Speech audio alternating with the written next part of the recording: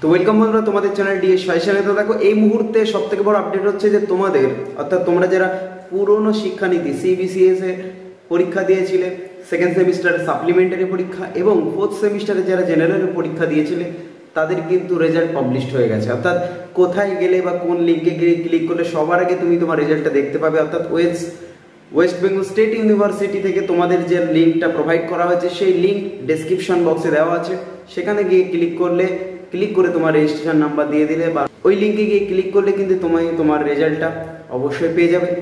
আর অবশ্যই কিভাবে অর্থাৎ লিঙ্কে গিয়ে ক্লিক করার পরে কোন পেজটা তোমার সামনে খুলে আসবে সেটা একবার তোমরা অবশ্যই দেখে নাও। চ্যানেলে নতুন হয়ে থাকলে অবশ্যই চ্যানেলটিকে সাবস্ক্রাইব করে রেখো আর অবশ্যই ভিডিওটা বন্ধুদেরকে একটু শেয়ার করে দাও।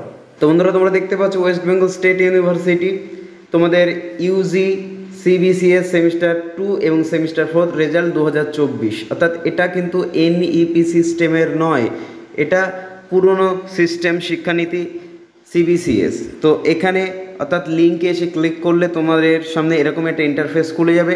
এখানে তোমাদের রেজিস্ট্রেশন নাম্বারটা দিয়ে দিলে, রেজিস্ট্রেশন নাম্বার দেওয়ার পরে যদি ক্যাপচারটা দেওয়া হয়েছে এই কোডটা যদি তুমি এখানে এন্টার করে অবশ্যই এখানে এসে যদি তুমি সেকেন্ড সেমের সাপ্লিমেন্টারি রেজাল্ট দেখতে চাও তাহলে শো সেম 2 করবে। যদি তুমি ফোর্থ সেমিস্টারের রেজাল্ট দেখতে চাও তাহলে তুমি শো সেম 4th করবে। এটাই হলো তোমাদের সেই লিঙ্কে ক্লিক করার পরে এরকমই একটা ইন্টারফেস খুলে যাওয়ার পরে আবারও বলে দিচ্ছি, এটা তোমাদের রেজিস্ট্রেশন নাম্বার দিয়ে দিতে হবে। রেজিস্ট্রেশন নাম্বার দেওয়ার পরে এরকমই একটা কোড আসবে।